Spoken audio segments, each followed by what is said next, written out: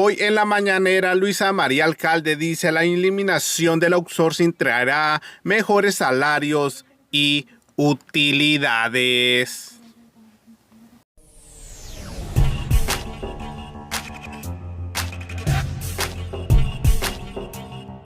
¡Viva México! ¡Viva México!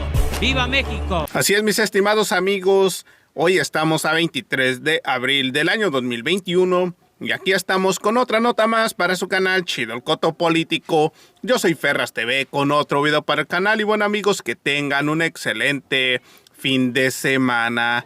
Y bueno amigos, la secretaria del Trabajo y Previsión Social, Luisa María Alcalde, informó que la eliminación de la subcontratación o outsourcing mejorará el reparto de utilidades para los trabajadores. También mejorará el salario de los trabajadores, ya que tienen un aumento entre el 15 y el 32% según el Instituto Mexicano del Seguro Social. Y bueno amigos, sin tanto que hablar mejor, a continuación les presento el video. Acompáñenme. Muchas gracias, presidente. Pues vamos a presentar los cambios en materia de subcontratación. Primero, señalar cuál es el origen de esta reforma. Como algunos de ustedes conocen ya, en noviembre del año pasado, el presidente López Obrador presentó una iniciativa a partir de la cual se abrió una serie de mesas de diálogo entre el sector privado, representantes de empresarios, entre el sector público y entre el propio gobierno. Mesas de diálogo que consistieron en decenas de reuniones donde se plantearon cuáles eran los retos para poder eliminar toda la simulación alrededor de la figura de subcontratación. Como bien señala el presidente, finalmente, después de varios meses de trabajo, el 5 de abril se logró un acuerdo histórico en Palacio Nacional para poder llevar a cabo la reforma en materia de subcontratación. Vale la pena señalar cuáles son las dependencias, los sindicatos y las organizaciones empresariales que formaron parte de este esfuerzo. Por parte del sector obrero estuvo presente Carlos Aceves de la CTM, Abel Domínguez de la CTC, Jesús González Cárdenas de la Federación Nacional de Sindicatos Independientes, Genaro Leal de la Federación de Trabajadores de Sindicatos Autónomos, Napoleón Gómez Urrutia del Sindicato Nacional de Trabajadores Mineros, Pedro Aces de la CATEM, estuvo también Rodolfo González de la CROM, Isaías González de la CROC y Francisco Hernández Juárez de la UNT.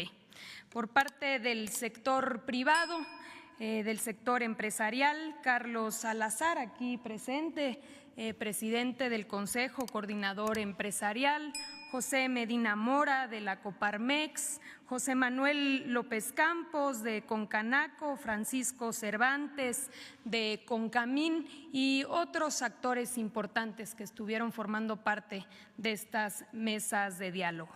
Por parte del gobierno, las dependencias que hemos venido colaborando, la Secretaría de Hacienda con Arturo Herrera, de Economía, Tatiana Cloutier, del IMSS, Zoé Robledo, también ellos acá presentes, Raquel Buenrostro del SAT, Carlos Romero, procurador fiscal, Carlos Martínez del Infonavit. Todas estas instituciones, porque la subcontratación tiene varias aristas que precisamente fueron digamos que se necesitaba un trabajo conjunto. Finalmente, a partir de este acuerdo, la Cámara de Diputados y la Cámara de Senadores discutieron esta iniciativa y finalmente aprobaron el pasado martes la reforma. adelante. Esta reforma tiene un diagnóstico que fue generando información de cuáles eran las necesidades que debían modificarse en las diferentes leyes. Este diagnóstico se generó a partir de varios operativos conjuntos por las dependencias que acabo de nombrar, donde nos dimos a la tarea de detectar la subcontratación abusiva y encontramos este modus operandi en el cual se violentaban los derechos de trabajadores, estabilidad en el empleo, antigüedad, subregistro en el seguro social, reparto de utilidades que se evadía, daño a la hacienda pública, porque también era una figura de evasión de pago de impuestos, afectación a los institutos de seguridad social, precisamente porque se registra a los trabajadores con salarios por debajo de lo que realmente ganan. Y también, hay que decirlo, una competencia desleal para las empresas que sí cumplen, que respetan los derechos de sus trabajadores y que pagan los impuestos. ¿En qué consiste la reforma? 8 puntos. Primero, se prohíbe la subcontratación de personal, es decir, la transferencia de trabajadores propios hacia otra empresa. Las famosas nomineras o empresas que se creaban con el único objetivo de aparecer como patrones sin tener ninguna actividad productiva. Al prohibir esta subcontratación de personal, las empresas deberán transferir y reconocer como trabajadores propios a todos aquellos y aquellas que realizan las actividades principales de sus empresas, es decir, relacionadas con su objeto social y actividad económica preponderante. El segundo punto es que se permite la subcontratación de servicios y obras especializadas que no formen parte del objeto social ni de la actividad económica preponderante. Pero aquellas empresas que deseen prestar estos servicios especializados deberán estar en un registro obligatorio, un padrón que estará a cargo de la Secretaría del Trabajo y Previsión Social, previa acreditación de cumplimiento de las obligaciones laborales de seguridad social y fiscales. Este registro será público, transparente y en caso de que se pudieran ubicar incumplimientos, se perderá el derecho de estar en este registro de empresas de subcontratación de servicios especializados. Otro punto importante es que las empresas que reciben los servicios especializados deberán responder frente a los trabajadores en caso de cualquier incumplimiento. Otro punto importante es que recordemos que en esta materia existían muchos huecos en la ley que permitían deducciones fiscales abusivas y mucha simulación. Para evitar esta simulación y defraudación fiscal, se homologan los criterios del Código Fiscal, de la ley del ISR, de la ley del IVA, con la Ley Federal del Trabajo, permitiendo así homologar criterios y que no existan estos huecos legales. Otro punto importante es que se endurecen las sanciones para el caso de incumplimiento.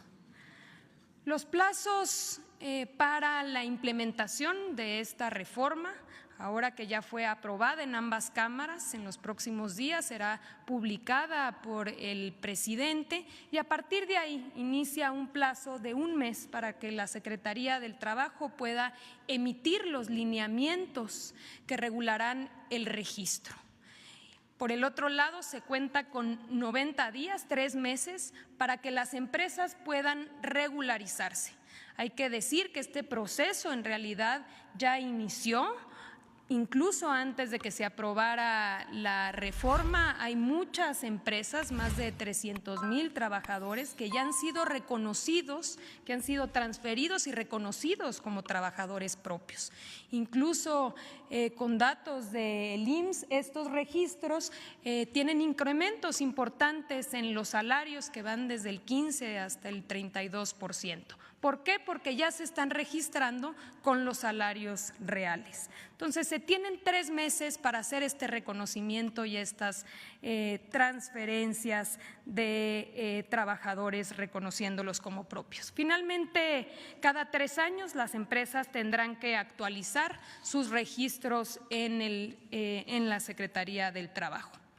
Como último punto, muy importante, también parte de esta serie de reformas, se reforma la Ley Federal de los Trabajadores al Servicio del Estado, para que en el gobierno federal ya no exista la subcontratación de personal. Se iniciará un proceso de diagnóstico en las dependencias de la administración pública para regularizar al personal subcontratado. Adelante. En materia de reparto de utilidades, el reparto de utilidades es un derecho constitucional que establece que las y los trabajadores tienen derecho a parte de las ganancias de las empresas. En la práctica, este derecho se había venido extinguiendo precisamente por figuras de subcontratación, de outsourcing o de insourcing. ¿Por qué? Porque se creaban, estaban las empresas que generaban las utilidades y había empresas hermanas que tenían a los trabajadores y que no generaban utilidades y simplemente transferían a los trabajadores. Por tanto, no se repartía estas ganancias. Ahora, una vez publicada la ley, y al tener la obligación las empresas de reconocer a los trabajadores, también tendrán la obligación de repartir el 10% de las utilidades. Para poder generar un modelo que no genere distorsiones y tampoco discrecionalidad, se establecieron 2 modalidades para realizar el reparto de utilidades. Una que es hasta 90 días, o el promedio de los últimos 3 años, lo que resulte más favorable al trabajador. Bajo este esquema, en ningún sector y ningún trabajador se vería afectado.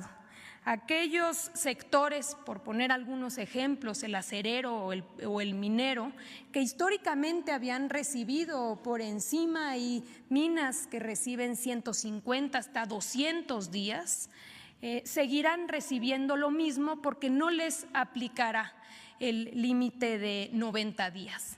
Y aquellos trabajadores que no recibían nada o que recibían muy poco, aquí podemos ver el diagnóstico. Hoy en promedio se pagan 22 días, es decir, 7,300 pesos. Con la propuesta se incrementará a 57 días, es decir, 18,557 pesos, 2.6 veces más. Para hablar en específico del sector minero, que precisamente fue una de las preocupaciones que se expresaron en esta conferencia el día de ayer, en la industria minera en promedio, claro que hay minas que por tener mayores utilidades reparten más o menos, pero en promedio se pagan 93 días.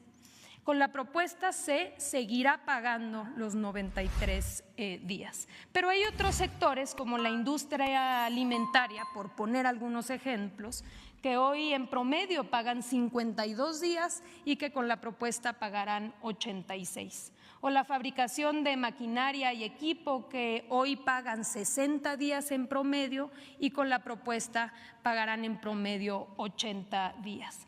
Es decir, en todos los sectores se ve un incremento, y en aquellos que habían históricamente repartido o recibido mayor utilidad se respetarán esos montos. Finalmente, para concluir, señalar que por utilidades las empresas habían repartido 56,000 millones de pesos. Con esta propuesta y una vez que sea publicada la reforma se repartirán 157,000 millones de pesos.